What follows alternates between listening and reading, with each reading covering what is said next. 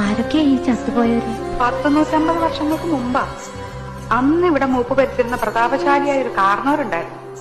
ആ കാർന്നവര് തഞ്ചാവൂരിൽ നിന്നങ്ങണ്ട ഒരു നൃത്തക്കാരിയെ മേഡമെ കൊണ്ടുവന്ന് താമസിപ്പിച്ചു. നാഗവല്ലി എന്നായിരുന്നു ആ തമിഴത്തിയുടെ പേര്. തമിഴത്തി വേറൊരാളുമായിട്ട് സ്നേഹത്തിലായിരുന്നു. രാമനാഥന്റെ പേരുള്ള ഒരു നൃത്തക്കാരനുമായിരുന്നു. എന്തിനു പറയുന്നു, കാർന്നവരെങ്ങനെയോ ഈ രഹസ്യങ്ങളൊക്കെ അറിഞ്ഞു. അന്ന് അർദ്ധരാത്രി നാഗവല്ലിയെ കാർന്നവര് നമ്മുടെ തെറ്റിനിട്ട് വെട്ടിക്കൊന്നുകളഞ്ഞു.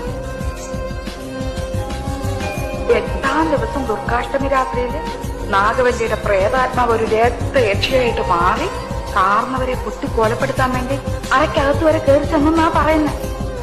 കാർന്നവരെന്തൊക്കെയോ ഭയങ്കര മന്ത്രമൊക്കെ ചൊല്ലി ഒടുവിൽ രക്ഷപ്പെട്ടു.